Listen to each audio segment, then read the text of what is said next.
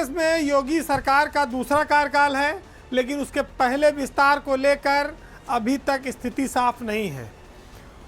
ये कहिए कि अब नेताओं के लिए मंत्रिमंडल विस्तार एक सपने की तरह हो गया है, खास तौर से तब जब दारा सिंह चौहान की घोसी में हार हो गई, जिसके बाद मंत्री पद का सपना सजोए कई सारे लोग मायूस हैं, नाउम्मीद हैं। हालांकि ओम प्रकाश राजभर लगातार दहाड़ रहे हैं कि वो मंत्री पद लेकर रहेंगे। अब ये ग्रहण कब हटेगा और इस पर कब तस्वीर साफ होगी, ये खाली सहयोगी दलों में ही नहीं, बीजेपी के अंदर बैठे बहुत सारे नेता भी इसको लेकर जानने के लिए उत्सुक हैं। 2.5 महीने से ज़्यादा का करीब समय हो गया जब से एक कैरेट लटका हुआ है कि भाई मंत्री पद मिलेगा, पहले चुनाव हो जाने दो। चुनाव हुआ, रिजल्ट विपरीत आ गया, अब तो कोई बात ही नहीं आई, कोई डेट ही नहीं आ रही है। यानी कि जुलाई में राजभर जी गए थे दिल्ली, वहाँ एनडीए की बैठक में शामिल हुए, प्रधानमंत्री से मिले और उसके बाद फिर अगस्त में चुनाव आ गया, अब सितंबर बीत रहा है।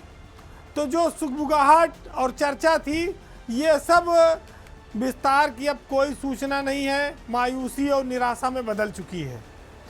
ये ज़रूर है कि करीब 1.25 साल सरकार को होने जा रहा है।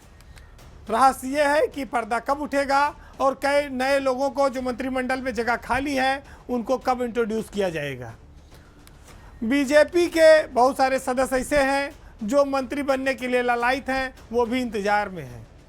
सवाल ये भी उठता है कि दारा सिंह चौहान को हार के बावजूद क्या भाजपा मंत्री बनाएगी, और जैसा कि ओम प्रकाश राजभर दावा करते हैं, और अगर वो बनाएगी तो उसका हठ योग जो है क्या परिणाम देगा, इस पर भी बीजेपी मंथन कर रही है।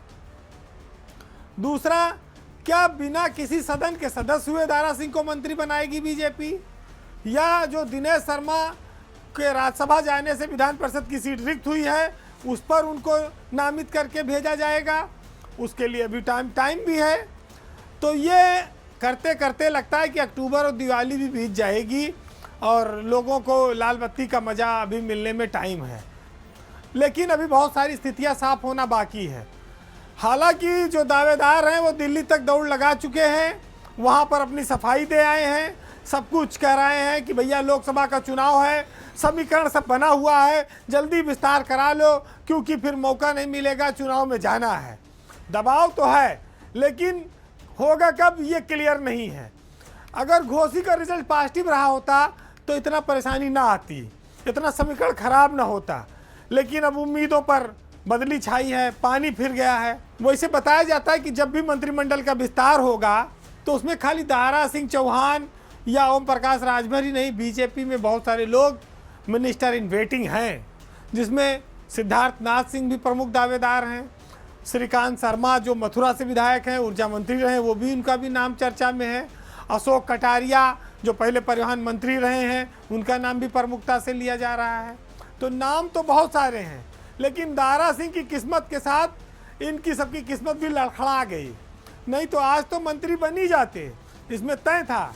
लेकिन अब दूसरा कहते भाई कि हार के बाद भी जो है बड़बोलापन बंद नहीं हुआ, वो कहीं और नुकसान न कर जाए।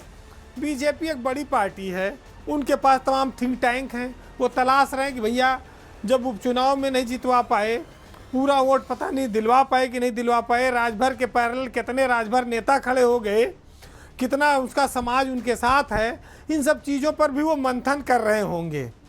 लेकिन जहाज़ तो बड़ा है, 2-4 बैठने उतरने से कोई फर्क नहीं पड़ता। अभी उत्तर प्रदेश में करीब 8 लोग मंत्री बनाए जा सकते हैं, तो मंत्री पद की इच्छा जो है राजभर जी की वो पूरी हो सकती है, कोई बड़ी बात नहीं है। लेकिन ये ज़रूर है कि शायद संजय निषाद की तरह उनके परिवार को उतना महत्व न मिल पावे। अब ये एक कहा जाए कि दिवा स्वप्न की तरह हो गया है मंत्रिमंडल का विस्तार। तारीखें आती हैं, फिर एक नई तारीख आ जाती है, जैसे कचहरी मुकदमा लगता है, लेकिन पेशी होने की नौबतें नहीं आ पाती, शपथ लेने की नौबत नहीं आ रही है, कोई स्पष्ट बताने वाला नहीं है।